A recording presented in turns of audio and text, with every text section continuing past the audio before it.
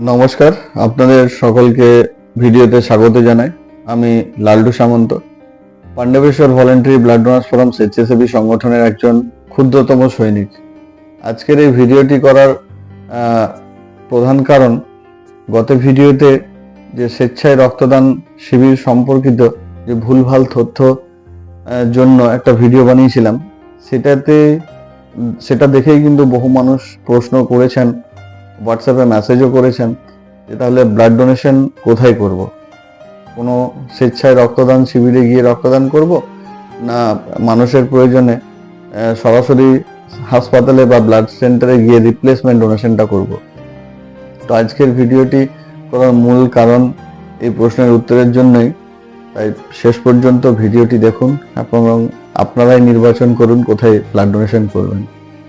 যখন কোনো মানুষ রক্তের প্রয়োজনীয়তা নিয়ে হাসপাতালে ভর্তি হন, হতে পারেন তিনি অ্যানিমিয়া পেশেন্ট, হতে পারেন তিনি থ্যালাসেমিয়া আক্রান্ত, হতে পারেন তিনি ক্যান্সারের পেশেন্ট, হতে পারেন তিনি ডায়ালিসিস পেশেন্ট, হতে পারে তার সার্জারি রয়েছে, বা কোনো রোড অ্যাক্সিডেন্ট পেশেন্ট, প্রসূতি মহিলা ইত্যাদি ইত্যাদি।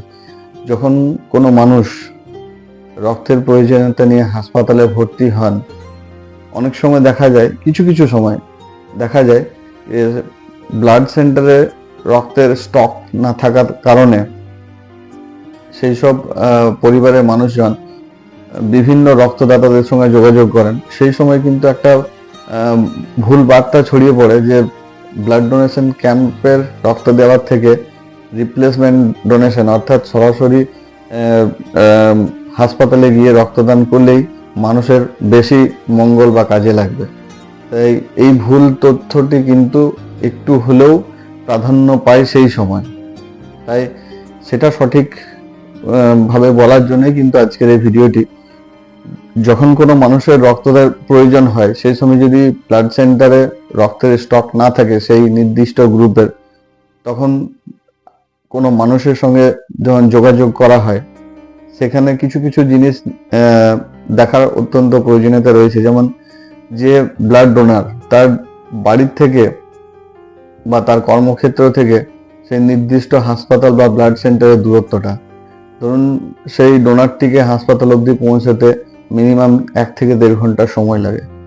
দ্বিতীয়টি হচ্ছে, রক্ত দেওয়ার পর সেই রক্ত কিন্তু সঙ্গে সঙ্গে সেই পেশেন্টের শরীরে সঞ্চালনা করা হয় না। সেটা রক্তটা দেওয়ার পর সেটাকে সেপারেশন করা হয়, অর্থাৎ পৃথকীকরণ করা হয়। এই সেপারেশনের জন্য ন্যূনতম 2 থেকে 2.5 ঘন্টা সময় লাগে। তারপর সেপারেশনের পর কিন্তু আসে টেস্টিং প্রক্রিয়া।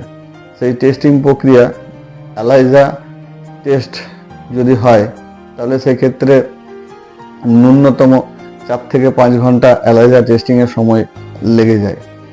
আর তারপর আসে ক্রস ম্যাচে ন্যূনতম 40 থেকে 45 মিনিট সময় লাগে। তাহলে একটা মানুষের যদি ন্যূনতম জরুরি ভিত্তিতে 1 থেকে 2 ঘন্টার মধ্যে রক্তের প্রয়োজন হয়, তাহলে একবার ভেবে দেখুন, যদি আপনি রিপ্লেসমেন্ট ডোনেশন করতে যান, এই যাওয়ার সময় 1.5 ঘন্টা, সেপারেশনের সময় মিনিমাম 4 ঘন্টা, টেস্টিং এর সময় ন্যূনতম 3 থেকে 4 ঘন্টা, সেপারেশন, তারপর হচ্ছে ক্রস ম্যাচ ইত্যাদি ক্ষেত্রে ন্যূনতম সেই রক্তটা যেটা আপনি দিলেন হাসপাতালে গিয়ে, সেই রক্তটি রোগীর শরীরে সঞ্চালনা করতে ন্যূনতম 7 থেকে 8 ঘন্টার কিন্তু সময় লেগে যায়।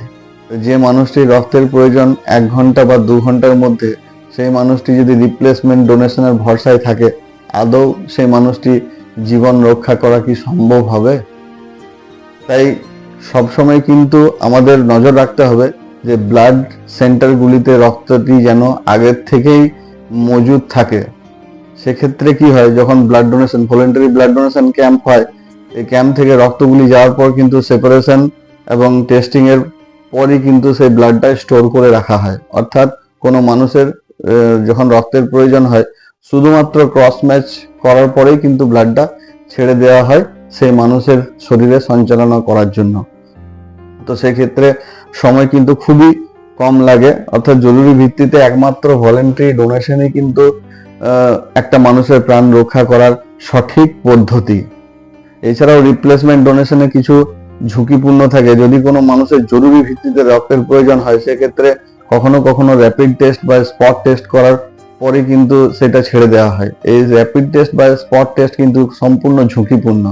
এক্ষেত্রে রক্তের কিন্তু সঠিক পরীক্ষা করা সম্ভব হয় না। তো সেক্ষেত্রে সব দিক বিচার বিবেচনা করে রিপ্লেসমেন্ট ডোনেশন অর্থাৎ হাসপাতালে গিয়ে পরিবর্তিত রক্তদান করার চেয়ে ভলেন্টারি ডোনেশন অর্থাৎ আপনি ব্লাডটা দিয়ে রাখুন কোনো মানুষের শরীরের সঞ্চালনের জন্য, সেটা কিন্তু একদম সঠিক পদ্ধতি। তাই আরেকটা বার্তা হচ্ছে, রক্ত কখনো রোগী কখনো রক্তের জন্য অপেক্ষা করবে না, বরং রক্ত ব্লাড সেন্টারে অপেক্ষা করবে কোনো রোগীর শরীরে সঞ্চালনা হওয়ার জন্য। এটাই কিন্তু সঠিক বৈজ্ঞানিক পদ্ধতি। আর ভলেন্টারি ডোনেশন অর্থাৎ স্বেচ্ছায় রক্তদান শিবিরের মাধ্যমে কিন্তু এই সঠিক পদ্ধতিটি সম্পূর্ণ করা সম্ভব।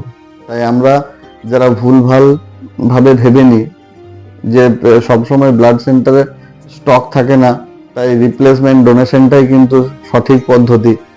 আসলে আমাদের দেশ তথা রাজ্যের যে রক্তের চাহিদা, সেই চাহিদার থেকে কিন্তু যোগানটা একদম কম।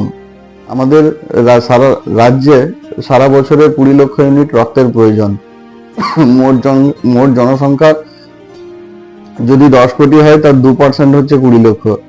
তো 2% মানুষের কিন্তু রক্তের প্রয়োজনটা হয়, কিন্তু দুর্ভাগ্যের বিষয় এই 10 কোটি মানুষের মধ্যে কিন্তু 20 লক্ষ মানুষ রক্তদান করতে দ্বিধাগ্রস্ত।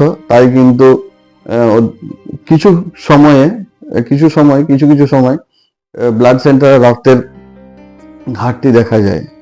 এই ঘাটতি দূর করার জন্য সকলকে হাত জোর করে অনুরোধ, ভলেন্টারি ডোনেশন করুন, স্বেচ্ছায় রক্তদান করুন। 18 থেকে 65 ন্যূনতম 45 কেজি ওজনের সম্পূর্ণ সুস্থ মানুষ স্বেচ্ছায় রক্তদান করতে পারেন। রক্তদান করলে শরীর খারাপ হয় না।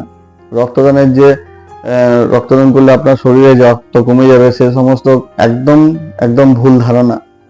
তাই আমাদের কিন্তু এই রক্তদাতার সংখ্যা যদি প্রতি বাড়িতে একজন করে রক্তদাতা তৈরি হয়, আমার মনে হয় এই যে রক্তের ঘাটতি, সেই ঘাটতি আমরা একদম মোকাবিলা করতে সক্ষম হব।